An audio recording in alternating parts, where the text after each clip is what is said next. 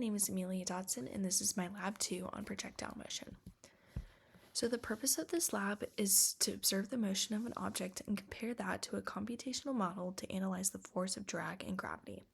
The models and fundamental principles used were Newton's second law, the force of drag, and the force of gravity. As a preview, the model predicted by the computation did not match the observed motion and was unable to be aligned even with the application of drag.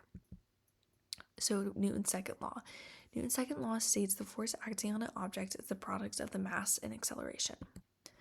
A continuation of this is the position update formula, which states the final position is equal to the initial position plus velocity times change in time, and you can see how it is applied in our code. And then another continuation is the velocity update formula, which is the final velocity is equal to the initial velocity plus the net force over mass, all times the change in time. And once again, you can see how it's applied in our code. So what is the force of drag? The force of drag is a force acting opposite to the relative motion of any object moving with respect to its surroundings. Mathematically, this equation is negative b, which is the drag constant, multiplied by the velocity squared, multiplied by the velocity unit vector. And once again, we can see how that's applied in our code. The force of gravity is the force by which a planet or other body draws objects towards its center, and that's equal to the mass times the gravitational constant. In our case, since we're on Earth, that constant is negative 9.8, and we can see how it's applied in our code.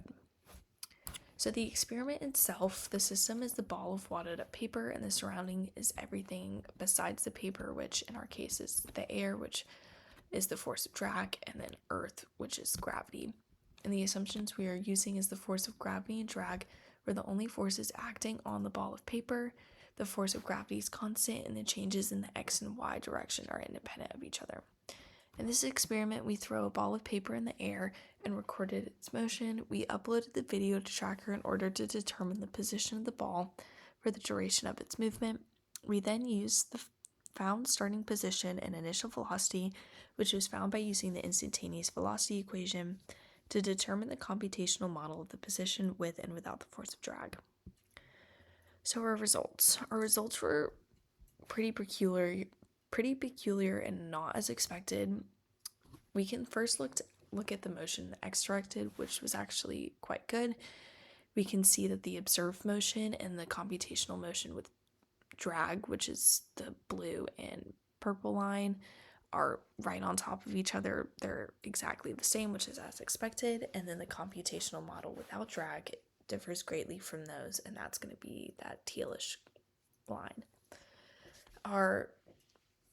The oddness of our results comes from the motion in the y direction, and we can see that all three motions differ from each other, and we would expect something similar to the x direction in that the observed motion and the computational motion with drag would be just about the same, and the computational motion without drag would be different.